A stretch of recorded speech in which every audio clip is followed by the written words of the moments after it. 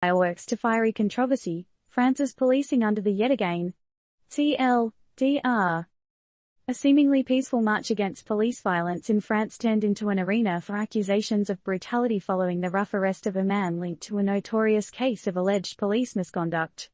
The French government has placed restrictions on fireworks outside authorized displays during the Bastille Day holiday weekend, fearing further civil unrest. The situation is reminiscent of the riots caused by a fatal police shooting of a teenager last month. The arrestee, Youssouf Traoré, whose brother died in police custody 7 years ago, suffered multiple injuries due to police force. Paris police released him pending treatment, but charges could be reinstated post-hospitalization.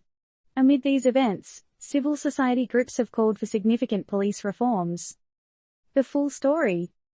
As the aroma of fresh baguettes and the melodic tunes of La Marseillaise fill the air for Bastille Day, a simmering cauldron of tension threatens to overshadow the celebrations. But wait, wasn't Bastille Day about freedom? Well, it seems that irony is not lost in the French capital, as one Youssouf Traoré would certainly attest. Youssouf, younger brother of the tragically famous Adama Traoré, whose death while in police custody has been compared to George Floyd's, found himself in a situation eerily similar to his brother's.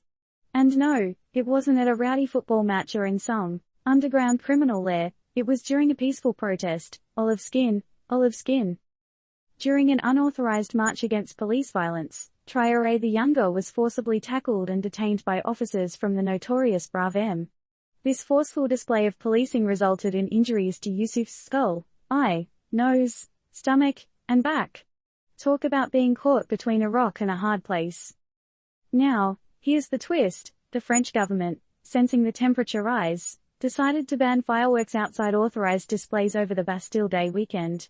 Apparently, firework rockets, with their low cost and ready availability, have become rioters' weapon of choice, alongside the classic repertoire of stones and bottles. Does that imply the government's scared of its citizens, or is it just being extra cautious? Olive skin.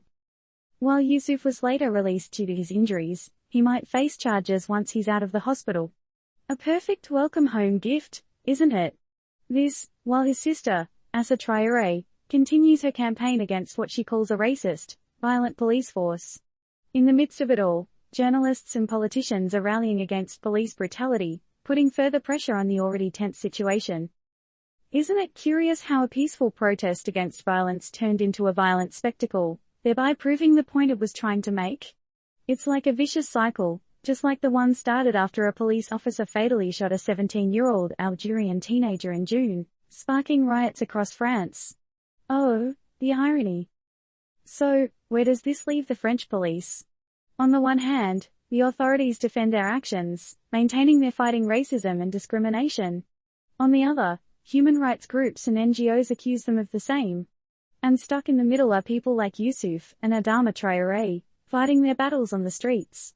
Yet, the question remains, will this incident spark a change in the French police system?